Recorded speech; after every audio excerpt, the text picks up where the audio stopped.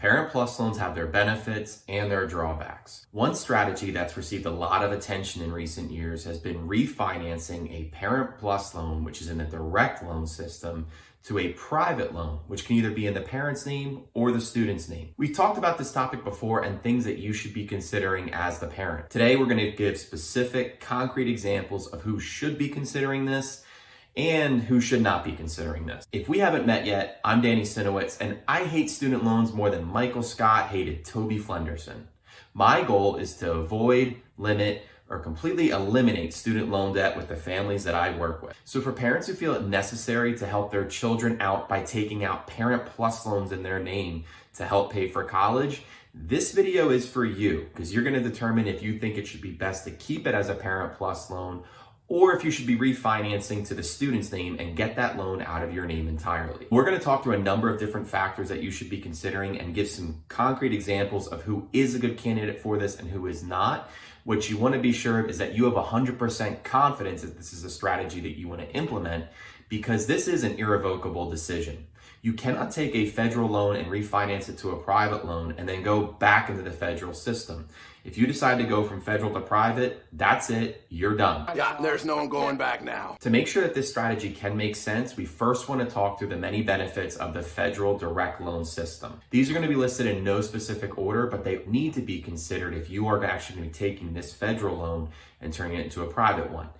The first one, number one, is the access that you have to income-driven repayment plan. If a parent chooses to consolidate a Parent PLUS loan, you have access to the income contingent repayment plan. We're going to show a calculation of this in just a little bit. But the other thing that you could have access to is any of the income-driven repayment plans if you utilize the double consolidation strategy. We did a video on that prior, and I'm linking to it now.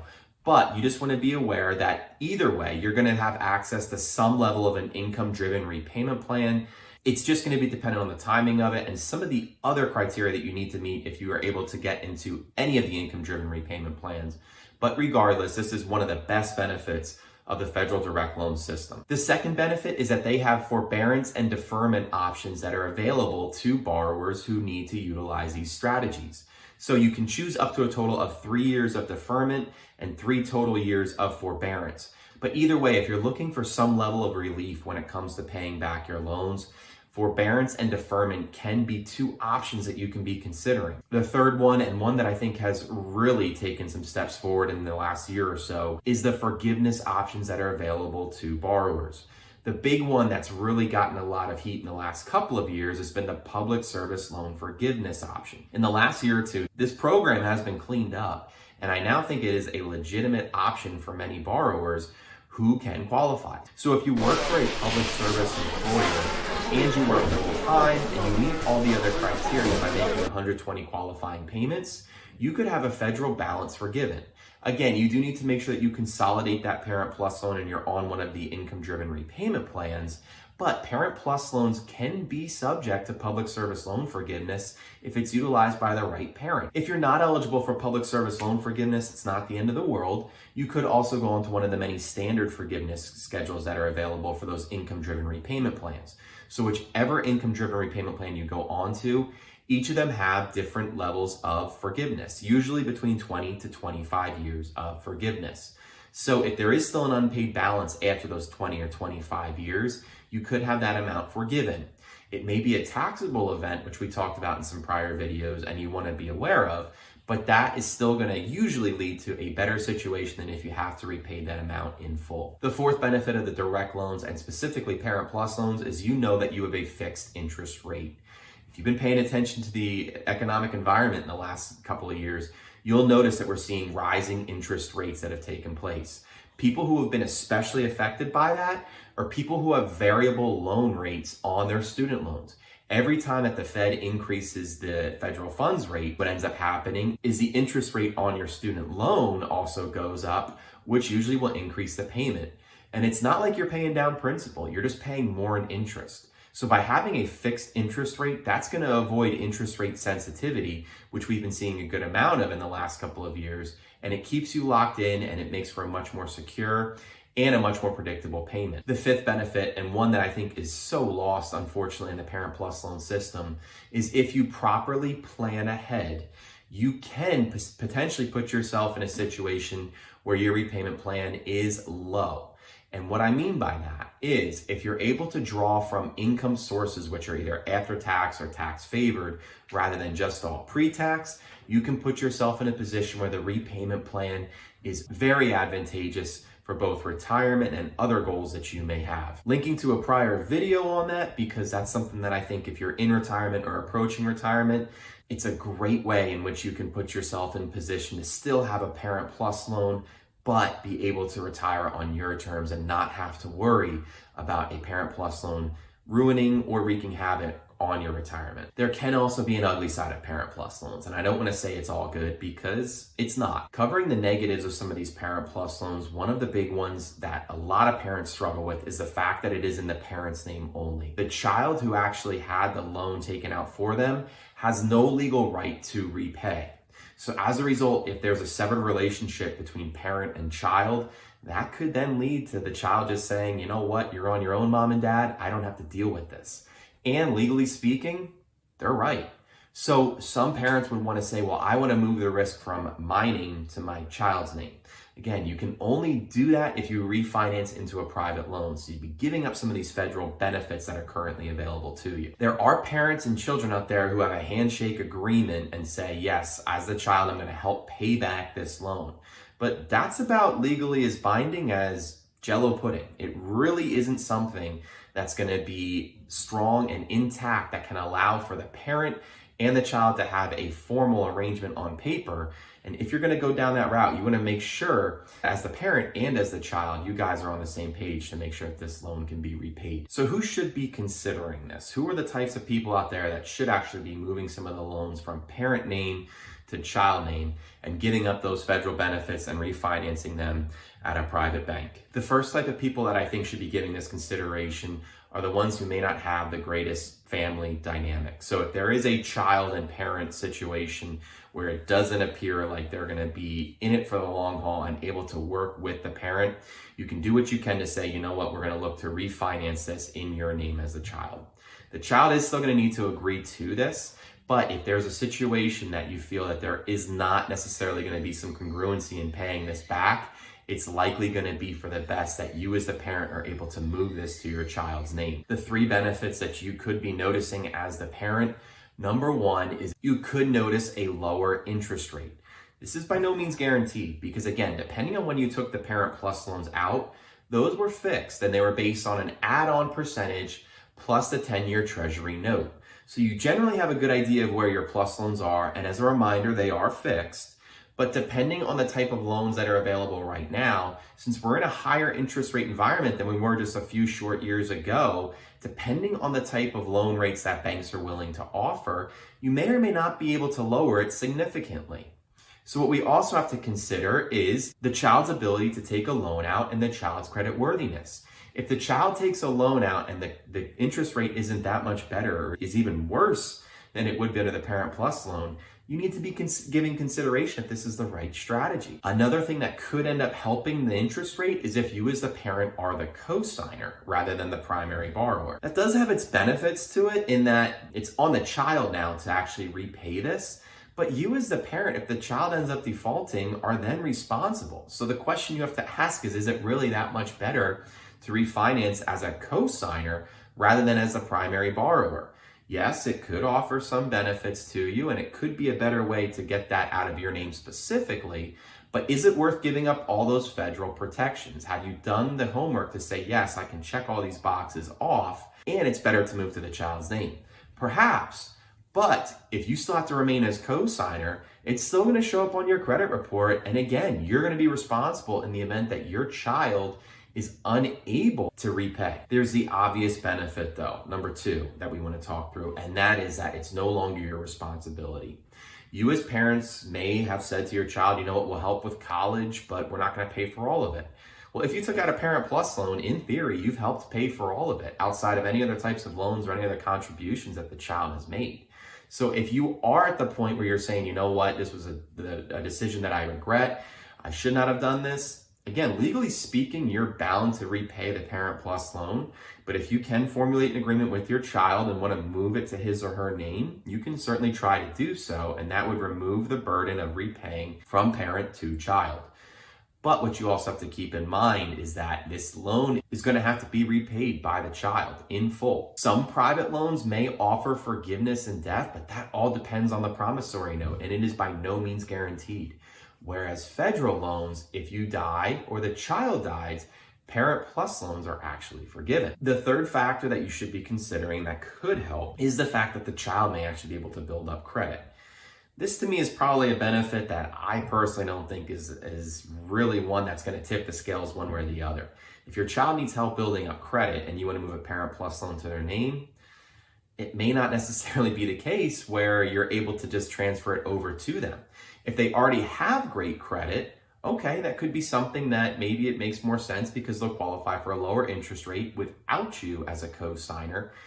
But in the event that they already have poor credit, moving a Parent PLUS loan to their name only and refinancing there could actually increase the interest rate in which they're paying. So depending on the dynamic between you and your child, again, this may or may not make sense. Now, when it comes to actually determining how much you can be saving, if you're saving on interest or stretching out a repayment term, we can do that on an online calculator here. I'm going to use Credible's online calculator, and we'll be able to see what some of the differences are between a Parent PLUS loan and what we can see if we decide to do a private refinance. What we first want to do is enter in our loan balance. So depending on what the loan balance is, we can enter it in right here. From there, we want to enter in the current loan information. So the interest rate, the monthly payment, and then the remaining term that we have. What we then want to look at in step 3 is the new interest rate that we could qualify for, what the monthly payment is, and then the new loan term. By doing all those things, we can get a better idea if it's worth refinancing. But something to keep in mind is some Parent PLUS loans can be stretched out. So there could be more interest that you would have to pay in that step 2, but it could also lower the monthly payment. So depending on what it is that you're actually looking to accomplish, refinancing to a private loan could actually stretch you thinner when it comes to a monthly payment, because typically the furthest that you can stretch these out are 15 years. So if we compare it to just a 10-year option, yes, it could make sense and it could lower that monthly payment. So by playing with this type of calculator, you can get a feel to determine if it's the right move for you or not. The other type of calculators that you need to familiarize yourself with are the income-driven repayment calculators.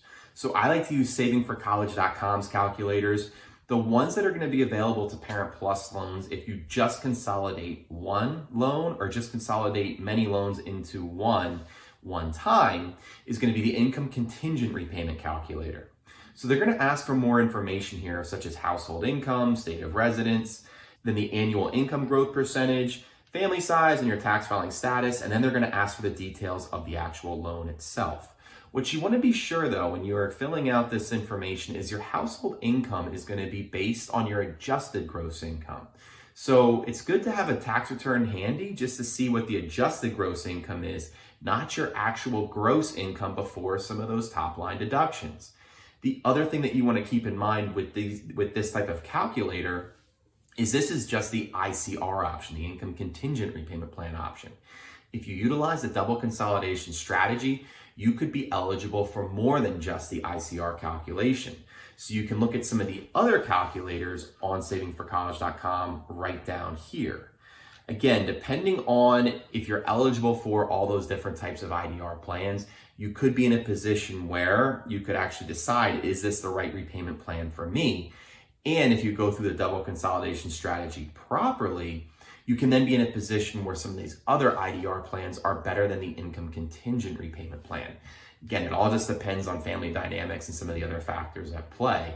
But when it comes to deciding, is it worth refinancing to my child's name, this should be one of the first places that you look to go to see if you can lower your monthly payment in your name only.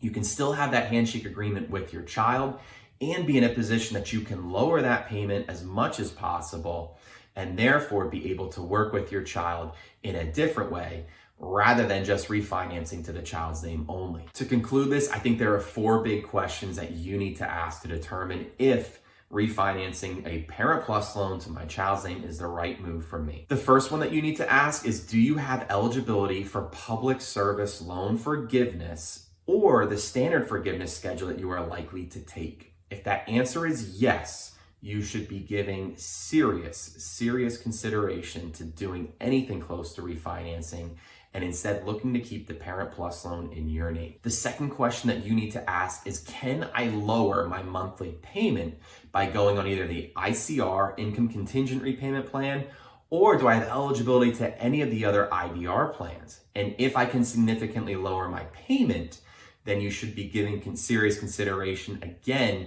to doing anything involving refinancing and keeping the Parent PLUS loan, working on a strategy without that. The third question is a family dynamic question, which is kind of hard to answer, but do you trust your child to actually tackle this together with you? This is going to depend on both, because if you don't trust your child, you may not be in a position where he or she will even allow a private refinance to take place, and you can't just do this without their consent. The other thing to consider, though, is depending on their dynamics. If they have a good living that they're able to afford a refinance, or if it's not going to benefit you to go on an ICR or an IDR plan and you don't have access to the public service loan forgiveness, then that could open the door for the idea of a private loan refinance. The last one that you want to consider is there a private loan on the market which can compete in the following areas? Number one, can it compete in the repayment terms? Number two, does it have forbearance and deferment options that the federal loan has? And number three, does it have the standard forgiveness rates that a Parent PLUS loan is currently offering? If you're able to check all those boxes off and you're able then to find a private loan which offers a fixed rate that is significantly lower and will help on the monthly payment and the overall repayment, then again, yes, you can be giving consideration to refinancing this. Generally speaking, though, it's very rare that I think you are better off refinancing a Parent PLUS loan to a private loan. I'm not saying it's impossible, and I'm not saying that you shouldn't do this in any circumstances, but you need to make sure that you're able to answer those 4 questions with utmost confidence. And again, if you are going to do this, understand what you are giving up. You're giving up so many federal protections which are in place by going then the private route. By keeping it federal, you're keeping these federal benefits, and you're always able to go back and make some of these changes within the federal system that you may not be able to make when it comes to having a private loan. As always, this information is meant to be general in nature and is not meant to be taken as specific advice. If you have specific questions, feel free to reach out to your tax accountant, to your financial planner, or your tax attorney who can better answer these questions. If you haven't yet, now would be a great time to subscribe to my channel so that you're aware of more ways in which you can avoid, limit, or completely eliminate student loan debt, learn how to best pay for college, learn how to best pay on student loan repayment plans, and we'll catch you in the next video. Until next time.